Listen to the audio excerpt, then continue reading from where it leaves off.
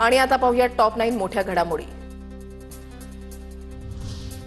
अंबादास दानवेंच्या निरोप समारंभामध्ये फोटोशूटच्या वेळेला दिसला उद्धव ठाकरे शिंदेंमधला दुरावा। ठाकरे आणि शिंदेने एकमेकांच्या बाजूला बसणं सुद्धा टाळलं।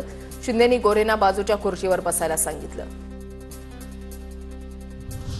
उद्धवजी 2029 पर्यंत काही स्कोप नाही, मात्र तुम्हाला इकडे यायचं असेल तर स्कोप। मुख्यमंत्री फडणवीसांची उद्धव ठाकरेंना खुली ऑफर।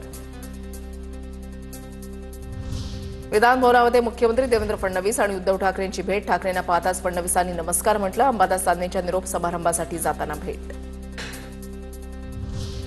अंबादास दानवे मूळ भाजपचे, त्यांची राजकीय सुरुवात भाजपमधून। काही वाद झाले आणि त्यांनी शिवसेनेमध्ये प्रवेश केला। युतीचा धर्म म्हणून आम्ही अंबादास दानवेंना पाठिंबा दिला होता, देवेंद्र फडणवीसांचं वक्तव्य।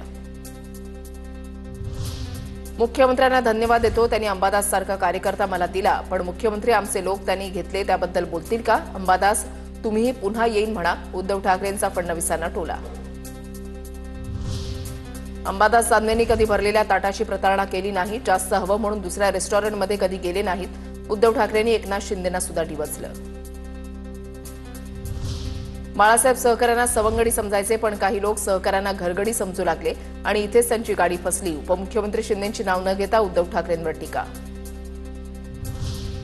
उद्धवजी दानवेंवर बोलतील वाटलं होतं, पण त्यांनी टोमणे मारले। देवेंद्रजी पुन्हा येईन बोलले आणि सर्वांच्या नाकावर टिचून आले।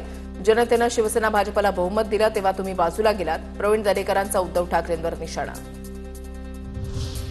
चिंता करण्याची गरज नाही, मी पुन्हा येईन, कुठून येईन ते सांगणार नाही। विधान परिषदेचा कार्यकाळ संपल्यानंतर अंबादास दानवेंचं वक्तव्य।